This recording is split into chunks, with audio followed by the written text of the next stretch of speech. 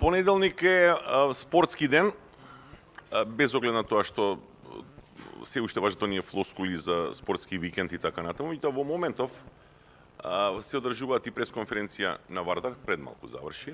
Наскоро започнува промоција на кошаркарскиот селектор во земјава. И од тука ни варира бројот на присутни на панелот, до пред малку нели го достигнаме, предпоставувам, врвот, меѓутоа ова се објективни причини. Уште еднаш за оние што сега се вклучуваат, повтор пат се одржува ваков панел во организација на само Ракомет и на Ракометната федерација на Македонија, на кој што говориме тргнувајќи од една веќе констатирана состојба, а тоа е дека ракометот е спорт број 1 во Македонија. Имаме дилеми, имаме се уште нели не докрај разјаснети работи дали е тоа вистина така, дали е тоа или ако се должи на бројот на учесници, на резултати, на обем, на се што го создава овој спорт. Откако во првите две фази, во првите два сегмента говоревме за влијанието на медиумите и на социјалните мрежи врз самиот развој на спортот, врз индивидуите што се внатре вклучени, актери од секаков профил, и тренери, и играчи, и организатори, и новинари. Во вториот дел говоревме за тоа како училишниот спорт треба да се вклучи или да даде дополнителен импулс и придонес во развој на ракометот и каква е тука улогата на Ракометната федерација на Македонија со нејзините потфати, проекти и сето она што го чини како акции во овој период или еден период поназад. Третиот панел што го отвораме во овој момент практично говори за стратегијата, за тоа што се стратешки цели и во кои и насоки треба да се развива ракометот. За таа цел овде со нас се Владо Недановски, спортскиот директор на Вардар, Анета Антова Пешева, член на собранието на Стопанската комора, Славе Николов, Сдружение на судии, и Бојан Стефановски, менаџер за продажба на Нестле, член на управниот одбор на Ракометната федерација на Македонија. И во претходната сесија, а и во првата, за да бидеме родово избалансирани, прво и даваме можност на господјата Анета да ни го каже својот став, иако ќе го поставам прашањето. Од друга страна, сега морам да бидам искрен, и ова не е само родово балансирање, туку и по вредност, јас ве почитувам сите тројца панелисти, меѓутоа парите се во прашање, а нив практично, односно еден кампус на луѓе кои што придонесуваат сериозно и се многу важни во развојот на нашиот спорт, во ракометот најконкретно, и затоа Анета Антова Пешева добива прашање кое што вели парите се клучни за развојот на спортот, а вие застапувате Стопанска комора. Сега ни интересира бизнис секторот во ова поднебие. Го достигнали врвот или дојдене до некој степен, имали услови дополнително да се вклучува и да помага во областа спорт? Благодарам. Ворете микрофон? Да. Да, јас би рекла и би додала дека и ми давате збор, бидејќи и жените подобро работат со парите. Јас мислам да. Јас би ја поздравила оваа иницијатива и навистина ги гледав и сите ваши минати, да кажеме, напори за да спортот ракомет го доведете на висок пиедестал и да стане спорт број 1 во Македонија, што јас мислам дека е број 1.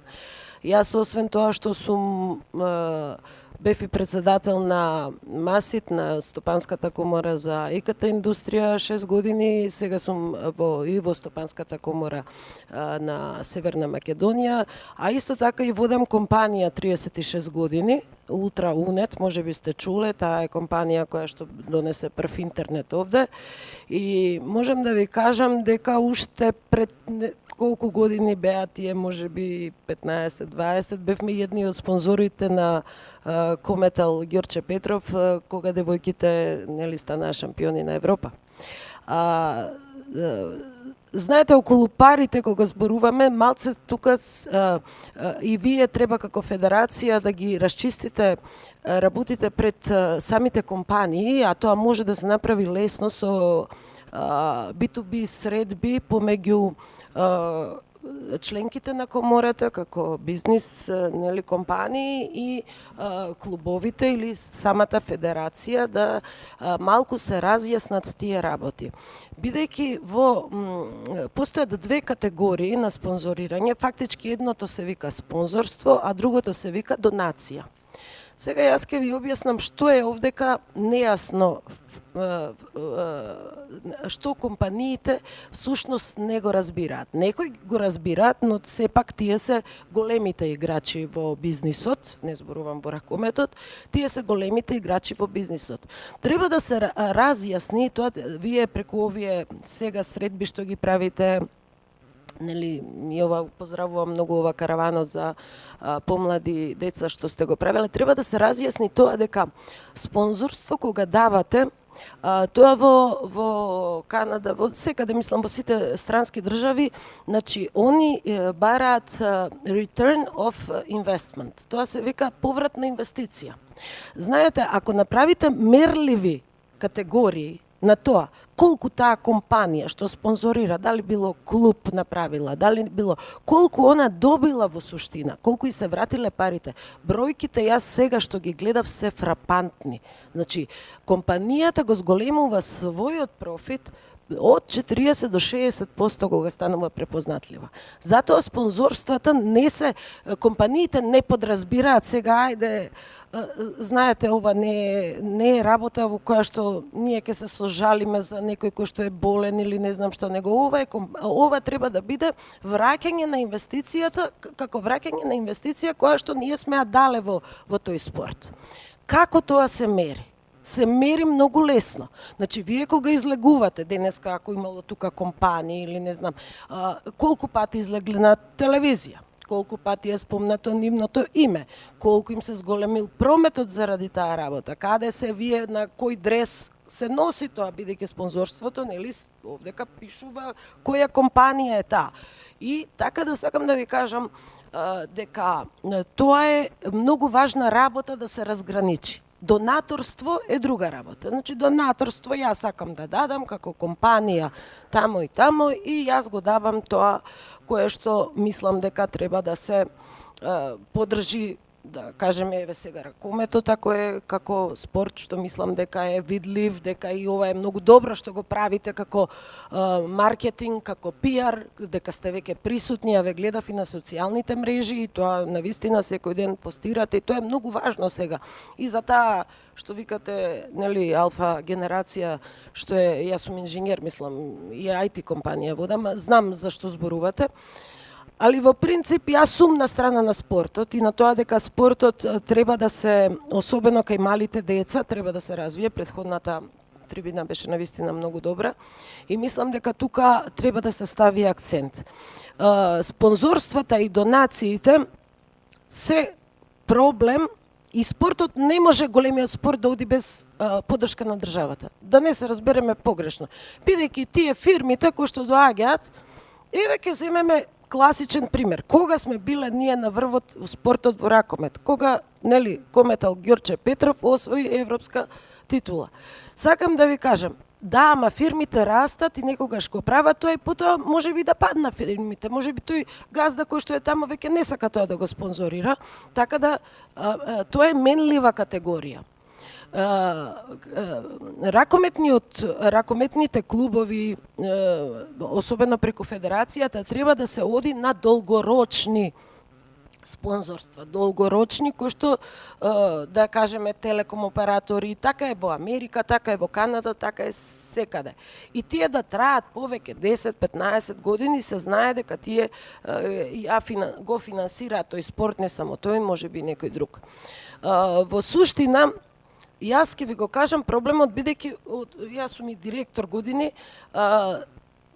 тоа државата го нема решено. Значи, прво имаше, нели, тие ваучери, па се направија некои проневери и тоа не е добро. Се направија проневери и тие се укинаа. Сега не знам како е во моментов, бидејќи не сум уште, мислам дека не постојат. Јас ако дадам едно спонзорство, бидејќи еве и ние сме фирма која што спонзорираме и култура, книги, и спорт, и да не кажам деца што се талентирани, јас дури тие Даунов синдром секогаш ги спонзорирам за прваци се, нели, и они во играње во светот. Знаете како тоа? Кога ќе ја даете спонзорство обично со писмо, нели, доаѓа тамо и сега вие треба да ве као нешто имаме ослободување од данок. Еве, да тргнеме од тоа, без реклама, без ништо да ми прават. Ослободувањето од данок иде дека ние треба да собереме не знам колку хартии, тие да ми дадат мене, па ја усметководството тамо собираат и како хартии, иако пошто во нашава држава ништо не е дигитализирано, мислам, како хартии треба да отидат во Министерството за правда. Тамо во Министерството за правда тоа чека на некој службеник, па тука е, па не е, нели, одмор, па годишен, па празник, па не знам што, чека месеци. Кога ќе ни даде Министерството за правда, дека да, тоа може да се направи, да се вратат некои пари во самата компанија, да има некаков поврат, ние треба од тука да одиме со уште плюс документи во управата за приходи да ги однесеме тие документи. Тама управата за приходи и знаете кој е ослободувањето, да умрете од смеење. Ако сте дале 100.000 денари, значи одиме во управата за приходи и они викаат на овие 100.000 денари ви признаваме 10.000 денари. Значи 10.000 денари вие сега не ви ги враќаат вас од данок, не ви, да речеме, простуваат ДДВ или нешто, не. Него ви вика, на крајот на годината, еве сега лани што сме давале спонзорства, во февруар, кога ќе давате во март завршната сметка, ќе го ставите тоа во делот на спонзорства, кои што се 5% вкупните спонзорства на компанијата, тоа значи и вода што пиеме и гости кои ќе додат кафе и ова, тоа ќе ви ја намали добивката за 10% од 10%. И да ви кажам, знаете што е тоа? Мака повеќе шоферите трошат да отидат до таму, до правда, управа, па се молјакаме, па сега кој е тамо, па познат некој да најдеме. Така да кажам, сите се откажуваат од тој принцип, значи тоа не е враќање на никакви, тоа на хартија стои, тоа не функционира во реалност. Не функционира, еве ви кажувам. И јас кога сакам да давам и нема тука, не дискутирам сега враќање, мислам тоа не. Ако сака државата, значи во сите најјаки земји, вчера Олимпијада заврши, во Америка 100% е финансирано од компаниите приватни. 100%. Па USAID работеше на тој принцип. Наместо даноци ги плаќаат во тој фонд парите и тоа е тоа. Да не ви кажам колку е проблематично со поединец кога еве сега имате така деца, некој е талентирано, ќе дојде, па не е битно, не мора да биде ракометар, може да биде и математичар и се. Мора да му платите персонален данок. Како е дете? Значи, нема, тука тие работи државата ги нема решено. А јас тврдам, да, кога ќе се направи голема визибилити, као сега што сте направиле вие, ќе дојдат и компании, ќе донираат, ќе финансираат, не е тоа проблем, али мора да се и работи со чисти правила. И тука е таа работа која што не е јасна. Јас се надевам дека ракометот, заради тоа што е многу популарен во државава и мислам навистина вие со сите овие проблеми, јас само што ги читав и сега деновиве што се запознав и еве сега што слушав, ние сме навистина шампиони Македонија што и ракометов сме го ставиле на ова ниво во светски рамки, како да кажам.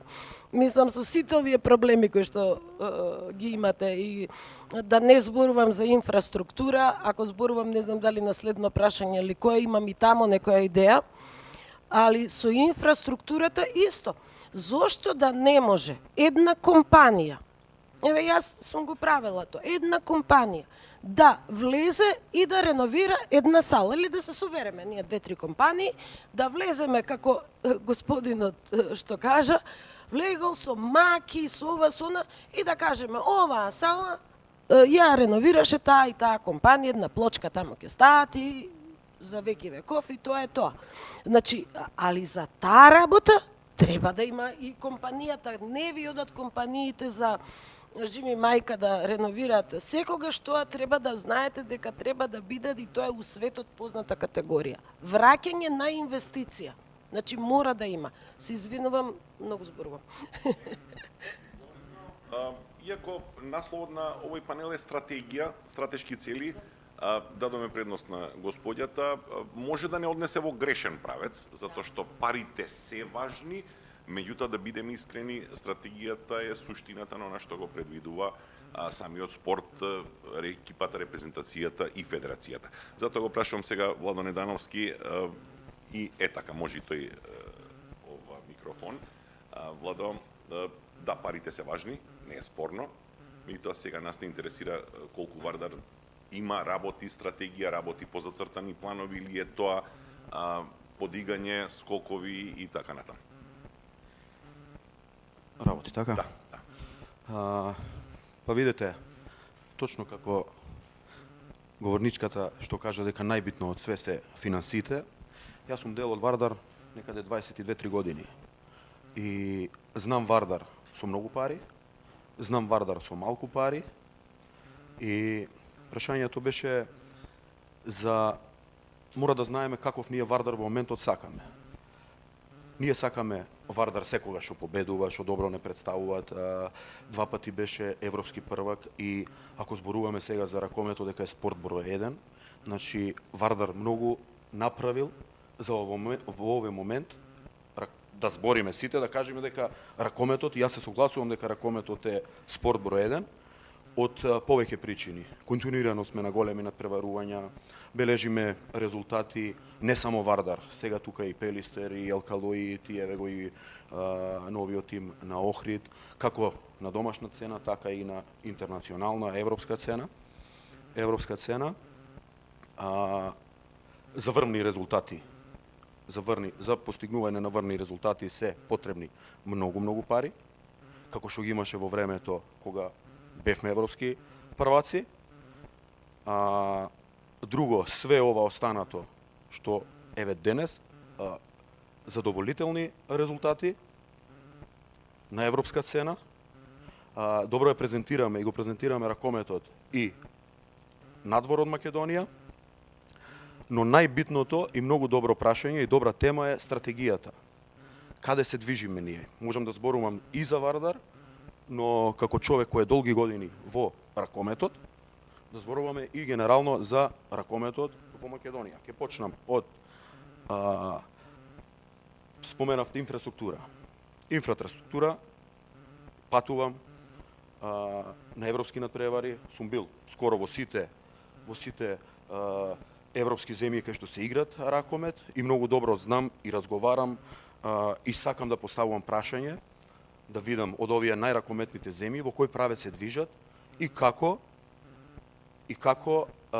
ја поставуваат и како е поставена нивната стратегија. Ние многу збориме, гледам гости кога имаме европски надпревари, гости на македонската телевизија, ние цело време зборуваме за некој систем. Но мислам дека само зборот го знаеме систем и друго ништо не знаеме. Систем. За да се воспостави некој систем, потребна е стратегија. Стратегија како? За да ние имаме ракомет и овој ракомет да го надоградиме и да растиме и како клубови, и како ракометна нација, ни треба и то како добра стратегија. Ќе почнем јас од младите категории.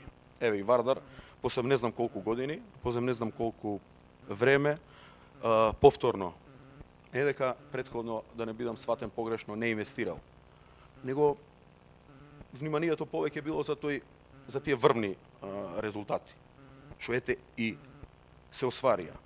И некој збора што остави Вардар после тоа? Ништо. Значи, во моментот кога Вардар беше европски првак, може да го оставам. Или сега го одржам власт. Така. И кога бевме европски прваци, Вардар навистина имаше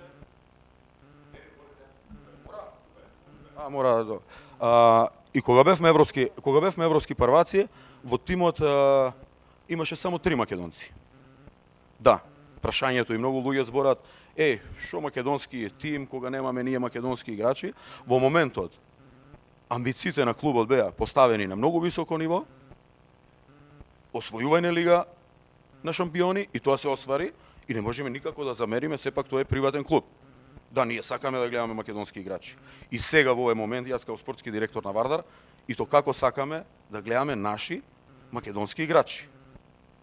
Но треба и да имаме во предвид амбициите на клубот, кои се амбициите, дали со тие македонски играчи има доволно квалитет за да ги постигнеме амбициите за цртаните цели и така натаму. Една споредба, ќе се вратам пак кај младите категории. Во тоа време немаше Вардар македонски играчи, но викат освен двете титули ништо не оставил позади себе. Да, направивме тоа најголемо остварување во машкиот ракомет, екипен спорт.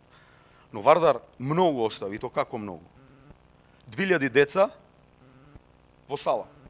Ги имаше тие, преска разговаравме, го имаше мини ракомет, повеќе мислам дека кај Ѓоргоновски имат мини ракомет и тоа е добро. Значи,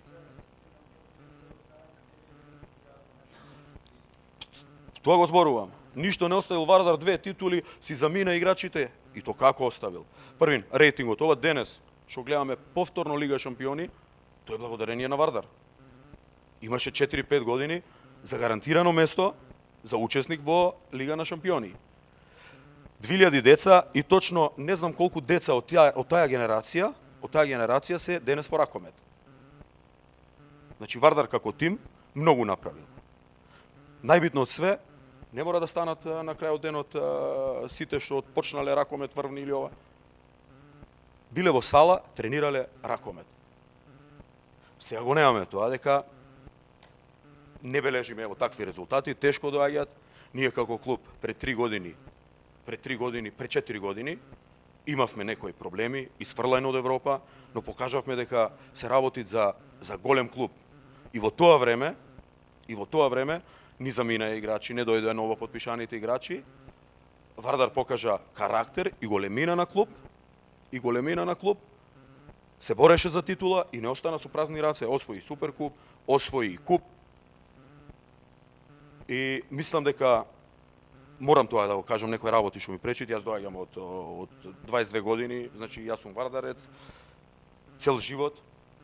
Ретко кој е 23-4 години во еден клуб, сум ги поминал сите од млад играч до помошник тренер, до тренер, до спортски директор, све сум бил во Вардар и ми пречи некогаш кога некој многу малку го респектира, а направил многу во ракометот. Ме разбирате, заслужуваат поголема почит и поголем респект, бидејќи Вардар е најголемиот бренд во Македонија. Тоа можеме да го кажем и го тврдам со неговата историја, најтрофеен клуб, а не само во Македонија, и пошироко, препознати бренд. И мислам дека на секое обраќање треба да се користи неговото име. Дека тоа е големо име. Кој беше 2 пати европски првак, нема измислен и некој двократен, трократен, такви работи. Мора да покажеме поголема почит, бидејќи мора да ги негуваме сите вредности кои ги има ракометот во нашата држава. А го имаме Вардар. Јас зборам сега генерално за Вардар, дека јас сум поканет како спортски директор на Вардар, а заслушуваат и другите клубови. Реално. Ни недостигат инфраструктура, еве младинци, јас се нафатив и работам работата како координатор на младинските категории. Тешко доаѓаме до деца, бидејќи фудбалот, ако ние мислиме дека сме спорт број 1, повеќе деца сакаат да играат фудбал. Добро, фудбалот е глобален феномен. Да, така, многу деца, бидејќи сум професор и во спортската академија по ракомет, многу помалку доаѓаат ракомет него фудбал. Баш зборував за тој момент кога Вардар ги направи тие резултати, тогаш секој дете беше ракомет. Значи во академијата имавме што сакаш ракомет. Сите сакаат да се Иван Чупич, Столе Стоилов, Дибиров. Тоа го разбуди кај децата. Ни недостигат инфраструктура, како што рековте, и то како, бидејќи се сочуваме со проблем. Тоа е голем проблем за создавање на идни генерации. имаме сат време термин. Презафатени сали. Сега ќе ви кажам, јас правев и една споредба со скандинавските земји и со Фарски острови. Имат многу прашања како Фарски острови од една мала земја направи и то како голем ичекор во европскиот ракомет. И сега стануваат фактор во европскиот ракомет. Како? Тренинг. Све е тренинг.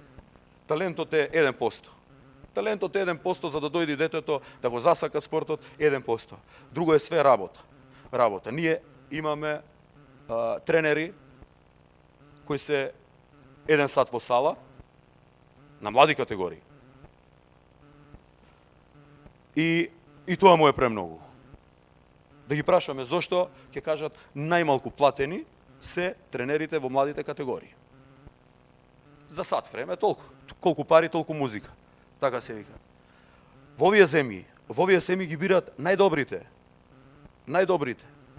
Ама јас сум тренер, сакам да го водам Вардар. Добро, твоја одлука е.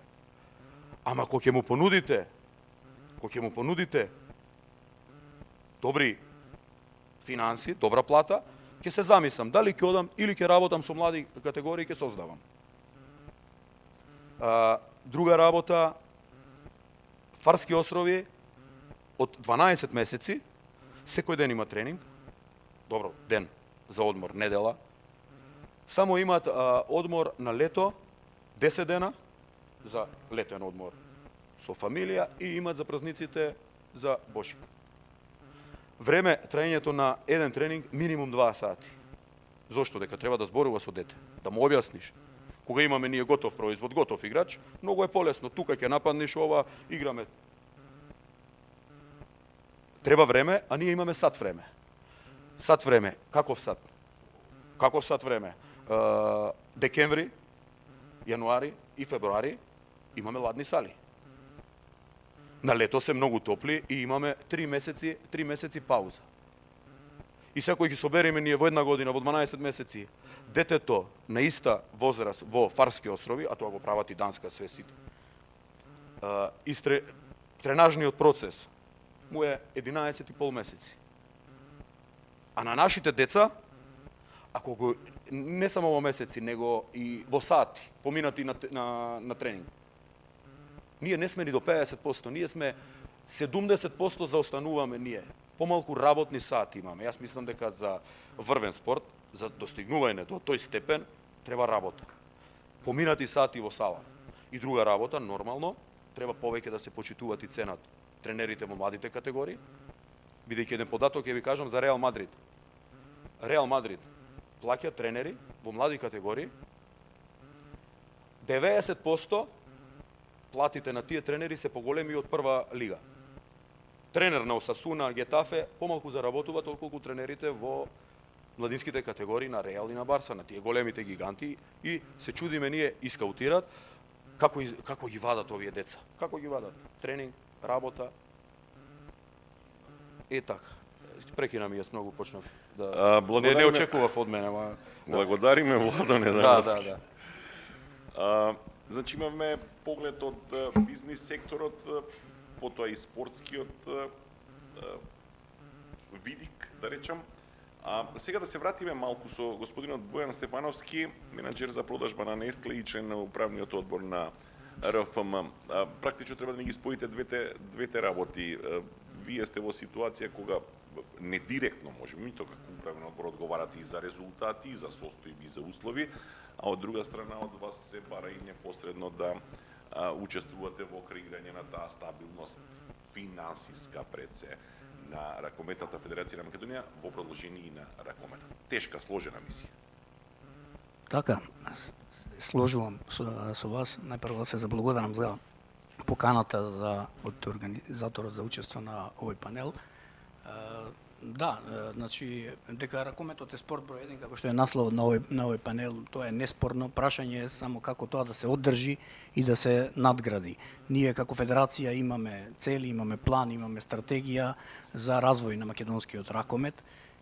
Инаку доаѓам од бизнисот, нешто повеќе од 2 децении сум во 3 регионални компании, моментално 12-та година во Несле и со задоволство прифатив поканата од председателот на Ракометната федерација да помогнам дел од моето менаџерско искуство да го пренесам и во организација во федерацијата. Инаку сум редовен поддржувач на репрезентацијата, сум бил присутен на 10 првенства, сведок сум на 2 титули на Вардар во Келн, на ЖРК Вардар во Будимпешта, тука ги поддржувам уште од времето на Кометал, на Металург, РК Алкалоидни за европските надпревари, односно поддржувач сум на сите македонски екипи кои што представуваат Македонија во Европа. Што се однесува до, иако мислиме дека ракометот е спорт број 1 во Македонија, генералниот секретар претходно спомна некои бројки, за жал се уште регистрирани имаме многу малку деца во Македонија што се евидентирани во системот дека тренираат ракомет. Ќе споделам едно искуство, затоа ги спомнав ова првенството од Дебрецин, каде што бев со семејството, помалата ќерка пројави интерес да тренира ракомет. Баш на враќањето му се јавив на Ѓоргоновски да не упати каде може да тренираме најблиску, не упати до училиштето Лазо Трповски. Се сеќавам на првиот тренинг имаше 10 момчиња и ниту едно девојче. Седнавме го изгледавме тренингот, девојчето никогаш повеќе не спомна да тренира ракомет, а и денес тренира одбојка.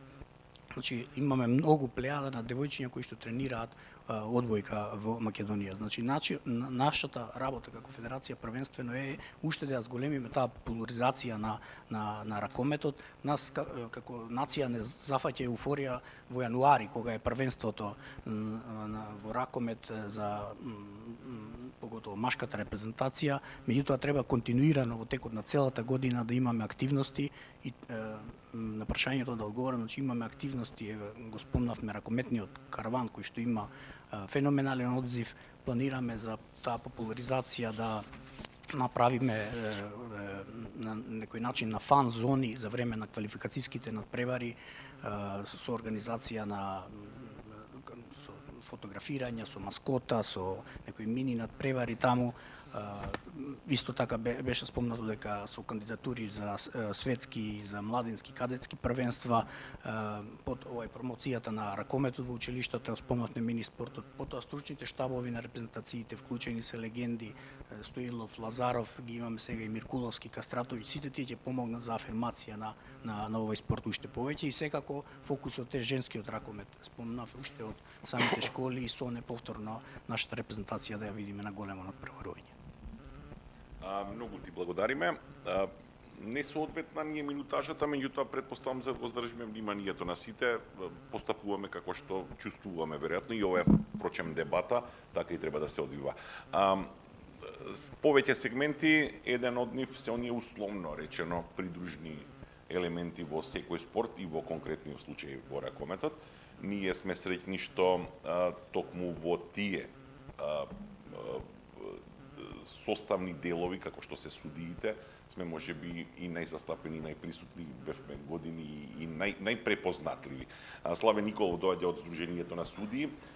Славе ме интересира, се развиваме ли ние паралелно со сето ова што ракометот практично се е граден години наназад, имаме ли ние кога говориме за инфраструктура, не говориме за човечка инфраструктура, ние зборуваме повеќе за материјалните сали, паркети, терени и така натаму. Имаме ли, се развиваме во тој дел? Пред се да благодарам на поканата на организаторот. Како што кажавте, значи не е само парите, не се само тренерите, судиите и условите за работа. Ги слушнав сега соговорниците и си размислувам у себе колку дупки имаме у сите области. Не знам од кај да почнам. Обично јас сум критичен на сите настани што се случуваат. Ретко зборам позитивно, затоа што со позитивно и тапшање по рамо нигде нема да идеме, пошто сите сме свесни дека не ни е розова сликата. Ке земам малце уназад, ке се вратам во времињата кога каже и Недановски за Вардар, кога стварно Вардар имаше пари, меѓутоа имаше приватни пари. И имаше успех. И Вардар како клуб, меѓутоа имаше бенефити Ракометната федерација. Тие пари сега ги немаме за жал. Државата не може да ги обезбеди количински, затоа што тука не е сега само Вардар. Тука имаме повеќе клубови кои се заинтересирани на тоа ниво да се надпреваруваат. Ако се дадат тие пари на Пелистер, Коли, Охрид и останатите, тоа е голема цифра на пари. Меѓутоа, за да почнеме од негдека, како што спомна и другите соговорници, ни треба стратегија. Ние, за жал, таа стратегија за спорт ја немаме со години уназад. Само збориме стратегија, систем, некој спомна Недановски, меѓутоа тоа е само некоја флоскула, збор, некој систем, ама не постои тоа у реалност. Јас сум бил, значи, да не се испадне фалење, како што кажа, 22 години, јас сум 40 години у ракометов, 35 години сум активно судија и сум прошол и сум видел све низ светов. Значи, како што идат времињава, мислам дека ракометот, да, број 1 останува, бидејќи ги имаме успесите позади нас, меѓутоа, полека со бројченост, како што кажавме, тонеме. Сали, инфраструктура, тоа е тоа што го имаме од минатото, значи ништо ново не е направено. Све помалце број на играчи, тренери имаме огромен број како тренери, меѓутоа да видиме колку работат реално на терен. Суди имавме на времето многу, сега дојдовме до 20-30 пара, што значи кога ќе видиме во сите области ние бројката се намалува. Стварно дупките се у секое поле, али повторно ќе почнеме од финансиите. Значи, државата, колку што сум запознат, финансира со негдека десетина милиони евра на годишно ниво за сите спортови. Сега, што треба тоа да значи? Ја има податок дека само еден клуб, Веспрем, у Мажарска, има буџет минимум 15 евра годишно. Милиони. Значи, тие 10 милиони од државата, ние сега треба да ги поделиме по спортови. И сега ракометот ќе го земе како заинтересиран спорт. Не знам колку е тачната цифра што добива на годишно ниво, еве нека е 2 милиона. Од тие 2 милиона ние треба да поделиме ваучери на клубовите, збориме на првите тимови, па понатака еве женски ракомет сакаме да развиваме. Па после тоа треба да да поделиме од тие пари, ги забораваме секој здруженијата, како што се тренерите, судиите, значи треба и они да се финансираат од негде за да ги праќаат своите членови на семинари, на усовршување, на надворешни, значи лектори да повикуваме во државата, не знаеме ние све. Значи ние се правиме дека све знаеме, уствари кога ќе дојдат од надвор ништо не знаеме. И на крај, и најбитно што сум секогаш, значи поддржател младинскиот ракомет. Значи ние во младинскиот ракомет сме луѓе нула, голема нула. Секоја чест на ракометната федерација што го прави тој потекст од тој карневал, караван, па и карневал нека биде, не е битно караван. Меѓутоа пак ќе бидам со една резерва колку од тие деца што доаѓаат на тие настани ќе останат во ракометот и реално ќе се занимаваат со ракомет. Да, ние ќе ги собереме денеска 300 деца, ама од тие 300 деца колку ќе се вратат да тренираат ракомет. И пак ќе се вратам на финансиите, како што кажи Недановски, колку пари зимаат тие тренери за да работат со нашите деца. Кој ќе се нафати да работи за тие пари од 100 евра месечно, да доаѓа секој ден у сала, у ладна сала, у топла сала, со никакви унутра услови од тоалети, гардеробери, не знам што. Значи имаме тука луѓе кои го работат и денеска тоа со ентузијазам, не со финансии. Со таков начин на работа, со такви услови, ние нема да идеме многу далеко. Се доека не се пронајде модел, како што рече господјата, значи да стопанството се вклучи директно со финансирање во ракометот, не само во ракометот, во било кој спорт, ние не одиме далеко. Видовме државата колку е моќна, толку пари дава, кога ќе ги поделиме, ништо не останува. И сега повторно ќе бидам критичен. Како ние ги делиме тие пари во ракометот? Ја колку што знам, во Суперлига мажи парите доаѓаат во стил на ваучер, се делат по ранг, кој каков квалитет направил во минатата сезона, и повторно од тие пари се финансираат само првите тимови. Да кажам 80% од финансиите, тоа гарантирам. Колку пари од тој ваучер се пренесуваат и се инвестира во младинскиот ракомет? Ја ви гарантирам, ништо не се финансира. Како ќе го развиеме ракометот понатака, не знам. Да, ние ги плаќаме тие странци убави пари. Јас сум за да има странци во првенството, секој што бил поборник и порано, бидејќи без странци не можеме ние да имаме врвен спорт. Тоа да не се залажуваме. Да, имаше поборници да се кратат странците, да дојде секоја сезона по 5, меѓутоа со тие 5 играчи ние нема да бидеме квалитет кој ќе парираме на другите странски екипи. Да, тачно и Недановски што кажа, во времето на Самсоненко ние освоивме 2 титули и потоа имавме години низа кај што имавме бенефит од тоа, меѓутоа имавме негативни појави каде што бевме спречени да учествуваме во Лига на шампиони поради неисплатени долгови на играчи. Значи кога ги гледаме двете страни, да, титулите остануваат, меѓутоа плюсот и минусот сме тука негдека.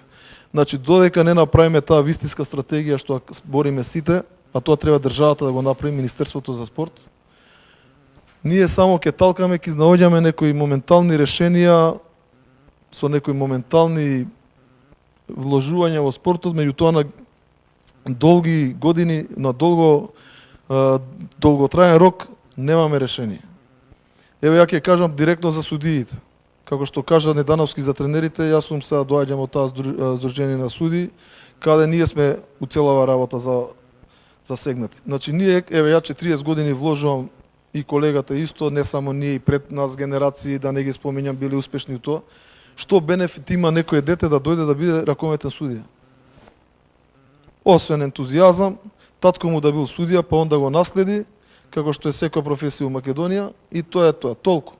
Ке дојде моментот кога ќе треба да суди по овие ладни сали, родителите се најголеми тренери на трибините, пцуење, викање, урлање, до некојаш инциденти, ке рече, нале това не ми треба, си одам ја за колку? За 1000 денари, не фала, ќе ми даде татко ми.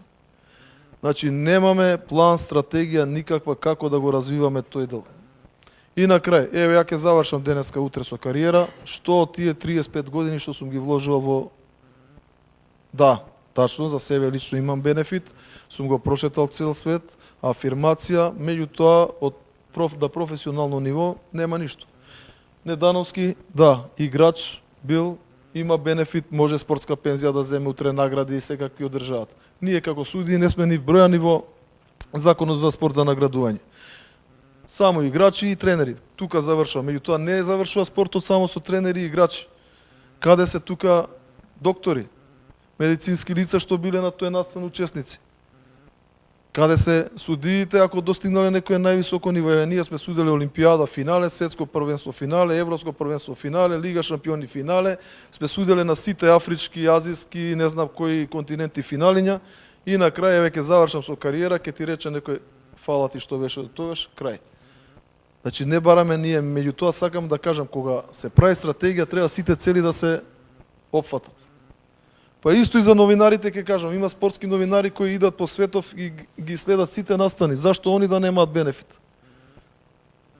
Да бидат вклучени на некој начин во сетото. Значи секој треба да си го најде делот во спортот што го се занимава и што го форсира. И пак ќе кажам, додека не се осврнеме, финансиите да ги свртиме обратно, не за тој елитен спорт. Елитен спорт, ние со овие пари државата што ги дава, не можеме ни да доближиме ни до најнискиот клуб во Маđарска. Да не зборам другите клубови. Ние мораме тие финансии да ги финансираме во младинскиот спорт, за утре да имаме поколенија што ќе ги наследат тие играчи, а за елитниот спорт мораме да бараме директни пари од стопанството. Како што кажа и господјата, мораме да имаме тие средби, клуб, фирма, федерација, фирма, државата треба тие фирми што ги финансираат такви настани, такви клубови да ги ослободи со некој пакет проекти, некои субвенции према фирмите што донираат или спонзорираат во спортот. Како што кажа, ако немаш бенефит поврат на тоа што го вложуваш, која е таа фирма, ја не знам. Еве, јас сам да земам да давам пари негде каде немам бенефит, нема да дам. Ќе дам за син ми, ќе го платам, да иди тренира или... Ама ја да финансирам клуб од 20 луѓе, 30 луѓе, милион, 2 милиона евра годишно, зашто? Ако таа фирма не е ослободена утре да, например, по основ на придонеси, по основ на данок на добивка, по било како персонал. Ја порано знам дека законот беше све што ќе се вложи во спортот, 40% од парите беа враќани од данокот за добивка. Нешто проверено, видено, мислам дека функционирано, ама зашто тоа да не се продолжи? Видовме какви проневери се направива со ваучерите. Значи државата ти дава пари да финансираш деца, да финансираш клубови, ти тие пари, знаеме сите, да не спомињаме како што, идеа по 30, по 40% у приватни джебови. Значи немам докази меѓу тоа, сегдека се збори на тоа. Значи греота на децата што им правиме. И пак ќе кажам, ако го сакаме овој спорт, ако сакаме децата да се занимаваат со спорт, тачно и керка ми иде на одбојка, не ќе ракоме да тренира, заради сите тие исти работи што ги спомна и соговорникот. Значи, ни бегаат децата од спортот. И ја кога работев за федерација, знам колкава беше бројката на језда, беше тогаш напумпана вештачки, се правева манипулации со бројка. Сега е реална бројката и тогаш беше отприлика негдека тука, ама едно дете го броева 3 пати во 3 категории. Значи, треба да се замислиме точно управниот одбор. Знам дека има способни луѓе, способни менаџери, дека знаат што прават, гледам дека има позитивни импулси. Меѓутоа и останатите треба да засукаме ракави и да си го даеме секој својот дел. И пак ќе се навратам, без пари нема спорт. За твојот дел, досега ни со овие 30 години, ја во името на сите овде се благодарувам. Овој дел беше малку критички, повторно одиме широко, но тоа е вообичаено дискусија, дебата. Ве молам, почитувани гости, пријатели, колеги новинари, подготвувајте се за прашања. Имам за господјата Антова Пешева уште малку, практично нешто што вие сами го зачнавте. Велите дека има услови да се развива соработката меѓу стопанските субјекти, дали е тоа комората, дали се поединечно, не е важно. Постои ли можност да се, еве вие наметнавте една работа која што не е непозната, ќе речам, спонзорирате сала, ја земате, ја ставате таблата вашата фирма, ја користите од време на време со по некој термин во 10, 9 навечер и така натаму за вашите вработени игра, тоа е само еден сегмент. Постои ли можност да се направи студија на денешно време, тоа така функционира, нели? Има научни трудови, има проекти, има студија која што може да ги спои во нашиот случај многу неопходните елементи стопанството и спортот. Да, благодарам. Да ви кажам, во право сте, ама студијата треба да тргне од вас, од федерацијата. Мислам дека тоа е правиот начин, како господин што кажа, јас направив таму за проект за како во основните училишта и младинските нели клубови да почне работа со ракометни мали деца да играат ракомет. Видете вака, најлесен начин, значи, за да се промовира, треба федерацијата да пристапи кон коморите. Коморите и вака и така 3-4 се, тие не се кој знае колку. Сојуз на стопански комори, стопанската комора, имате вие комора на дигитална информатика МАСИТ, имате на северозападна Македонија и треба да се направи еден напор во кој што ќе треба тие комори да им се, јас се распрашував досега, немаат они таков сектор. Инаку во коморите има сектор за трговија, има сектор за пчеларство, имаат сектор. До таму и да мислам работева. Каде што имаат и простори, каде што, да кажеме, коморите се гласот на проблемите на тие сектори. За спортот, мислам дека вие веќе зборувате доста за проблемите и сите ги знаеме. На вас ви се потребни B2B средби, тие се нели средби со компании. Значи не да одите вие па на секоја компанија да одите. Јас знам колку е тешко. Кај мене луѓе кои ќе дојдат, па сега се молите за некое спонзорство, па не, тоа треба да биде на едно повисоко ниво. Мислам дека тука треба да се изгради она што го кажав, треба сериозно да го разберете. Јас го разгледував во сите развиени земји, тоа е така. Значи, поврат на инвестиција. Тоа и коморите може да направат таква анализа. Таа компанија која што ќе го финансира спортот, без разлика, сега зборуваме за ракомет, дека во суштина назад ја добива инвестицијата, не само што ја добива, него и се зголемува дури до 40% обртот на компанијата и профитот.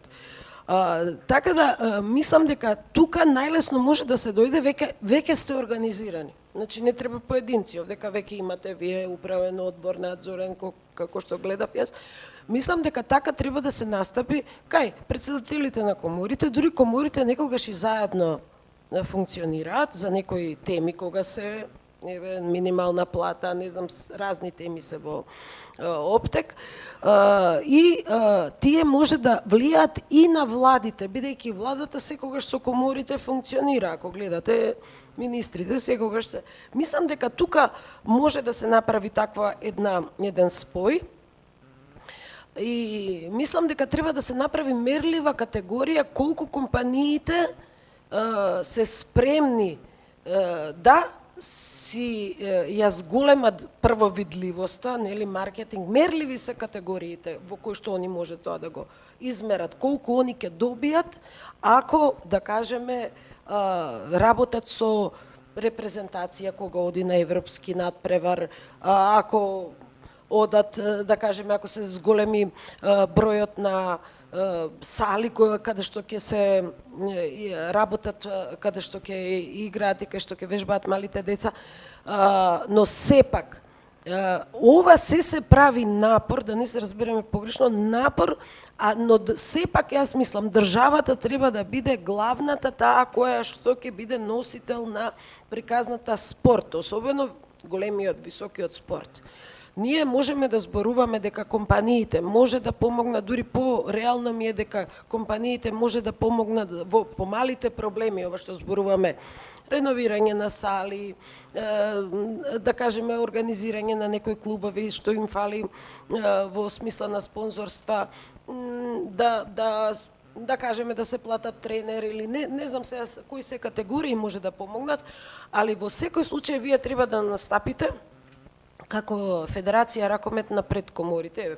Прво, например, можам јас да разговарам за Стопанската комора, па можем и сите, мислам, комори ги познавам, да видиме колку тоа може да се направи во смисла на тоа да се компаниите организирано вака ги соберат во сала и вие да направите една презентација колку компаниите во суштина би добиле од таква една работа, која што спонзорство или донација во спортот, кога ќе станат медиумски препознатливи. Бидејќи компаниите сега даваат многу пари, а во суштина преку спортот, ја мислам тоа е најголемата реклама која што може да си ја направат. И ако гледате и сите компании кои што најдобрите клубови, они не финансирале зашто така им текнало заради тоа што добиле. Сега ја не сакам да врегем никого, ама можеби ни Кометел немаше никој да го знае, ако не беше, да кажеме, ако не беше тој Ракомет, и ако беше Кометел, мислам и Трифон ми е пријател, и Бојков, ама работата е тоа што тоа направи најголема популарност за таа компанија.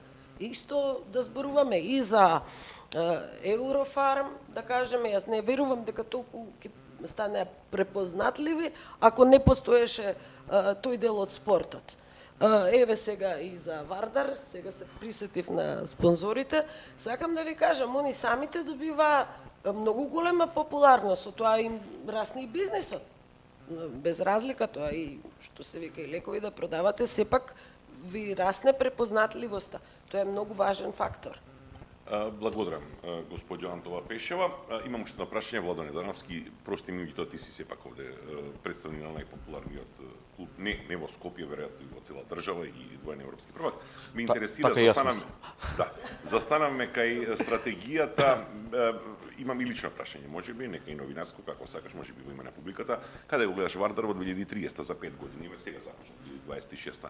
Ќе биде Вардар уште еднаш европски првак или ќе се поставува сериозно по вертикала, по хоризонтала, со добра организација, администрација, со инфраструктура, со школи и така натаму. Твојот личен став? Мојот личен став, после тоа изфрлување од Европа, ние паднавме на многу ниско ниво. Но, ете, пак ќе повторам, покажавме големина на клубот, останавме на ниво и многу брзо се вративме. Дека Вардар би сакал да го гледам и на Final Four, но за тоа, како што кажа Славе, требаат многу пари. Еден Веспрем нема уште освоено Лига шампиони, троши по 20 милиони. Значи ние сега збориме најголемиот дел од времето го потрошивме за проблемите со финанси. Знам, сум дел од тимот и знам колку тешко се наоѓаат тие пари и колку многу во овој момент коштат играчите од таа класа и да се надевате за не повторно Лига шампиони, него да се надевате да одите на завршен турнир во Келн и да се борите за таа титула, значи моментално предалеку сме. Но Вардар се стабилизираше во секој поглед, финансиски е стабилен, значи градиме тим во рамки на нашите можности. Друго, клубот внатрешно се реорганизира, што не во претходните години немаше спортски директор, функционираше како еден човек за све. Сега работите се навистина поделени, секој си ја гледа својата работа, како што треба еден нормален и голем клуб да функционират.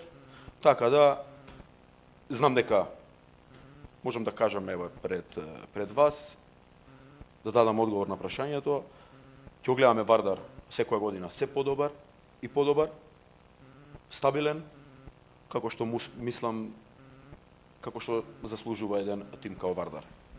Одговорот внимателен. Так. Гости, може и ова прашање, така, дека битно е дека за Вардар многу излегуваат странски играчи. Да. Македонски, јас прегаски кажав во говорот. И Вардар, и јас као спортски директор, многу посакувам македонски играчи.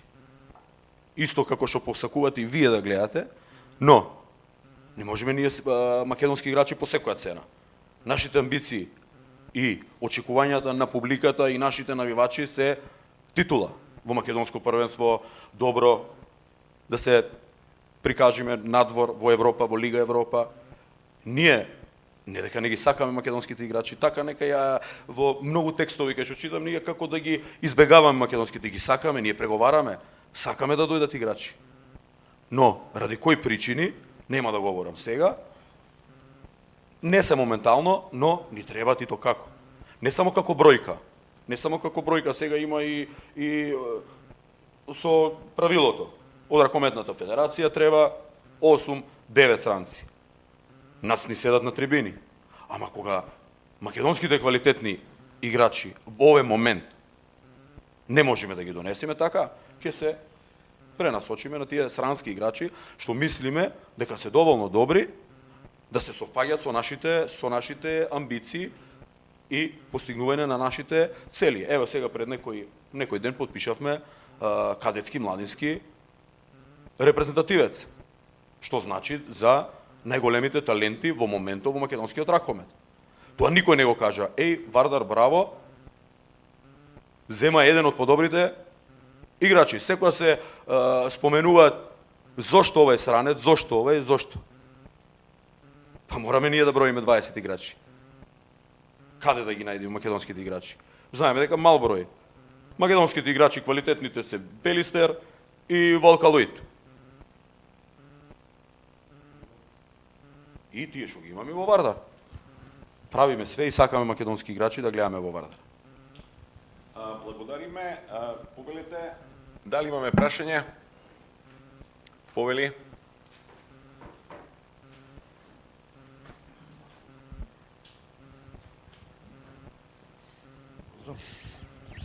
Се слушаме? Се представам најпрво Горан Кипреновски, еден од многуте спортски фанови од Македонија. Често пати слушаме промоција, развој на спортот воопшто и темава денеска е ракометот. Меѓутоа, јас ке прашам, во какви услови? Дали имаме ние некоја состојба реална на колку спортски сали има во Македонија, колку се во функција, колку ги задоволуваат основните услови и потреби да се одржи еден тренинг па и надпревар. Јас во последните 2 години видов дека многу училишни спортски сали се користат за надпревари, отколку да е обратно.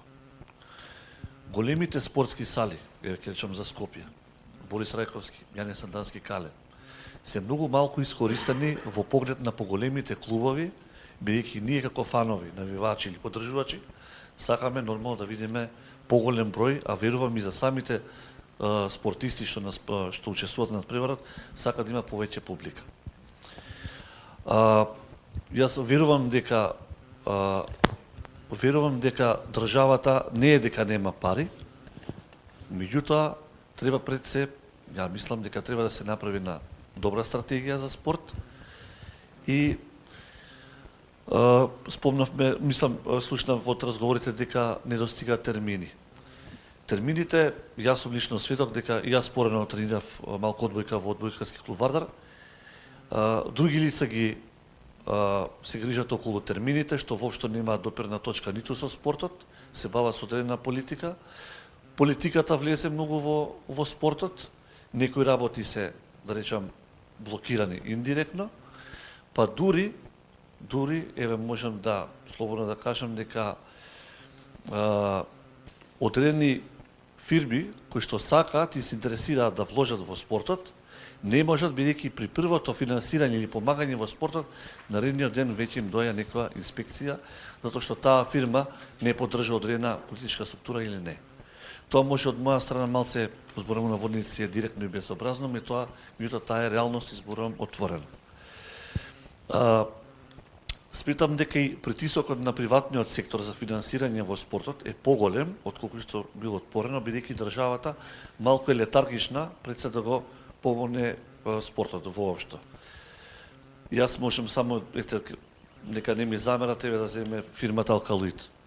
Па јас верувајте, скоро секој ден само слушам некои работи, дека дневно не знам по колку десетици писма за спонзорство доаѓаат по разни основи. Па не е само Алкалоид. Имате и доста фирми што може да го помогнат. И исто така, сакам да кажам најдиректни во поглед на таа инфраструктура и услови, се Владо и Славе, бидејќи биле учесници на голем број надпревари, виделе во какви состојби се тие сали и верувам дека, сега не знам дали во изминати години додека бели активно, еве Владо бил, па и Слави уште активен, дали има некој подобрување во тие услови и дали имаме ние можностите да се надеваме на подобрување барем на тие основни услови за спорт. И второ, се извинувам, само сакам да прашам, во однос на тие, да кажам, надпревари што се дојдуваат, влијанието на родителите врз спортот, односно на спортисти, бидејќи често пати гледаме дека таа неисполнетост на одредени родители ја префрлаат во своето дете, вршат одреден притисок, меѓутоа и тоа треба малку да се надмине, бидејќи верувам и вие како судија често пати може, мислам не вас лично, општо зборам како судијска фела и представници на клубот сте навредувани од страна на родителите, зашто детето не игра, ева во земја, ќе споменам еден, нема да кој новинар рече, во земја со 2 милиона селектори. Сите се разбираме од спорт, а на крај не се разбираме ништо. Ви благодарам на вниманието и благодариме. Славе ќе одговори на се на овој кампус прашања, пред се ќе ни направи споредба, има ли услови да се развиваме како во другите земји, а инаку околу дискусија на тема влијанието на родителите на психофизичкиот развој на децата и влијанието врз тренерите, нема да разговараме, затоа што тоа е пресериозна тема, ќе треба до петок да седиме. Славе повеќе. Фала на можноста да одговорам на ова прашање. Мислам за мене најгорко. Значи, пак ќе се вратам неколку години назад, кога работев во Ракометната федерација како комесар за надпреварување. Значи, имавме ние стратегија со минатиот состав на федерацијата и направивме контрола на сите спортски сали во Македонија и се констатира сите аномалии. Беа запишани, значи, во тефтер, потоа предадени понатака према управен одбор.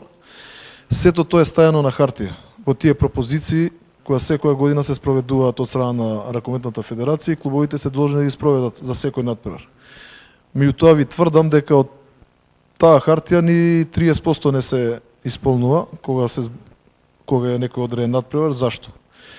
Пред се нема совлекувални за судиите. Пак ќе се фатам за судиите. Понатака кидам. Нема соблекувални, зборам у смисла на хигиена, тушеви, топла вода за играчите. Понатака, во поголемиот дел од спортските сали прашање димензиите дали се како што треба. Головите се катастрофална состојба. Да не зборам семафори, уште се служат на хартија, се вртат голови. Значи, комплет салите не се, не сите. Значи, имаме сали кои што се прекрасни. Борис Трајковски, Јане Сандански, сега Алколоити ја направива салата автокоманда во вистински, што се вика, услови за работа. Еве сега салата Расадник е при крај. Значи, во Битола салата Боро Чурлевски е во ред. Во Прилеп, значи, толку многу години се мачат луѓето да најдат спортска сала за вистински надпревари. Се играат у школски сали кои што минимални услови за надпревари. Во Струга, знаеме, Нико Нестор повеќе не обстојува за надпревари и одат во Охрид. Пак ќе се вратам на таа стратегија што беше целта. Значи, беше целта да се доведе нивото на, збориме прво, беше постепено да се иде прво супер машка лига, да се доведе на ниво на Сеха лига. Сите знаеме Сеха лига како беше организирана, кои услови треба да ги исполнува еден клуб, една сала, за да може да се надпреварува. До негдека успеавме до тоа, но застанавме негдека, дојде промена на федерација, дојдоа тешки времиња, ковид услови и тука некако се застанаа со тие работи. Значи, освен тие 3-4 сали што ги спомнав, другите сали ни се на едно минимално ниво со услови за ракометен надпревар. Во такви услови мислам дека не можеме да идеме напред. Како што каже да направиме споредба, ако споредуваме надвор во какви сали тренираат децата и играат и овие овде услови, тоа е небо и земја. Еве и Владо исто може да ги потврди истите овие работи и Ѓоргон ете тука ете во публика и он иде во сите сали. Значи, во овие услови тешко да се напредува. Значи, како што каже и Недановски, 3 месеци играме во ладни сали. 3 месеци ни се пекол салите. Ретко која се загрева. Еве сега судевме надпревар во Охрид. Игра Охрид против Бутел, навистина Охрид се потрудиле, ставиле 6, така ги викаме ние народно топови на плин. Салата беше загреана. Па зашто да не може и во пролет да биде така? Исто и Бутел го практикува тој дел. Во Алколоит имат затоплување директно од железара. Зашто да, значи, ние ако не ги обврземе клубовите да направат нешто, они нема да направат. Значи, никој нема да даде плюс финанси да загрее салата, ти ако не го обврзеш со закон дека он тоа мора да го направи. Меѓутоа, ние како суди и делегат сме обврзани некогаш пред надпревар да ги провериш, никој тоа не го прави затоа што нема да има надпревар. Ама не еден, нема да има цело коло. Збориме супер лига мажи каде што клубовите трошат по 2-3 милиона евра сезона буџет. Тешко е да се издвои, пример, уште некои 1000 евра за затоплување на салите, барем за надпревари, кој да не збориме за тренинзи да ги загреваат. Ај повеќето тренираат во школски сали, па поред училиштата кога се загреваат, па користат некако загревање. Меѓутоа дошол надпревар да се игра, публика сакаме да напуниме салата, у кои услови? У 15, у 12 степени температура. Благодарам. 13 часот и 30 минути. Веќе 5 часа сме заедно, со голем дел од вас. Овде некаде полека ќе заокружувам. Само имам, ќе си земам дозвола. За господинот Бојан Стефановски, не затоа што еднаш учествувавте, туку затоа што имам конкретно за вас дел од заклучоците. Дали на управниот одбор на РФМ ќе му пренесете дека треба да прави стратегија или да учествува во генерална на државно ниво, дека условите се добри, меѓутоа ако сакаме европски резултат, мора да бидат многу подобри. И последното беше дека сепак имате тешка одговорност да обезбедите пари за сите во овој спорт. Секако, значи, прво ја поздравувам уште еднаш иницијативата оваа да слушнеме повеќе предлози, дебати, затоа и сме тука, значи, сите како ентузијасти да помогнеме овој спорт да оди напред.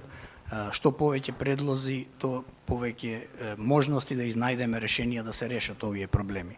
Се слагам, значи, дека инфраструктурата е проблем, значи, и на тоа, значи, најпотребна е поддршка првенствено од државата и од локалната самоуправа, а ние како федерација сме во тесна комуникација со нив за да помогнат тој процес да се убрза. Имаме предвижување и во таа насока, но се слагам не е доволно.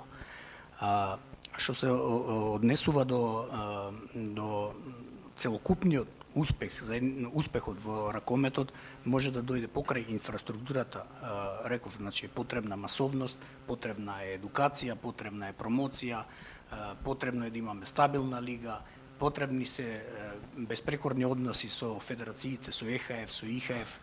Тука председателот и секретарот ја имаат таа комуникација, но мислам и на вклучување на повеќе наши луѓе во телата, во комисиите на тие федерации, за да нашето реноме и репутација биде на повисоко ниво од моменталното.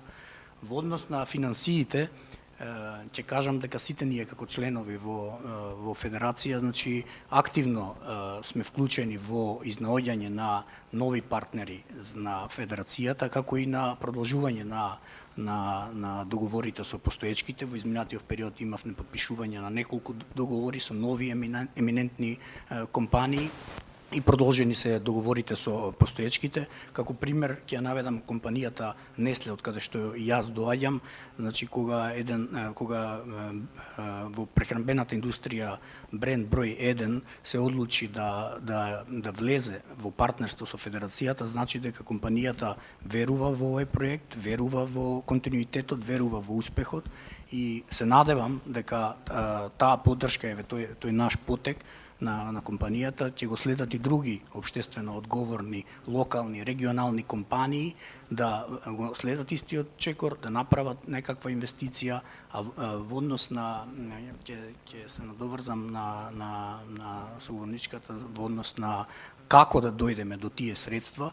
Мислам дека најдобро е преку проекти, преку мини проекти. Едно е да барате средства, финансиски средства за да преживеете, а друго е со проекти. Значи, ние во Федерацијата сме насочени да имаме што повеќе проекти, да ги понудиме на компаниите, за да тие можат да најдат интерес за да инвестираат. Одлично. Му благодарам на Бојан Стефановски, членот на управниот одбор на РФМ, на Владимир Вадановски од Вардар, на господјата Анета Антова Пешева од Стопанската комора и на Славе Николов, нашиот најпознат судија. Почитувани, немам илузија дека со вакви дебати, со вакви дискусии, нешто драматично ќе смениме во македонскиот спорт и во македонското општество генерално. Или можеби има. И затоа, без малку 5 часа се дружевме овде, сето тоа проследено со согледувања, со идеи, предлози. Нека бидат истите само додадена вредност на тоа што вредните, добрите, позитивните во оваа држава, во овој спорт, во ракометот, веќе и го чинат. Уште еднаш му благодарам на Виктор Христовски што не собра, на само ракомет што го организираше ова и на Ракометната федерација што го поддржа овој безмалку целодневен пакет. Ви благодарам на сите.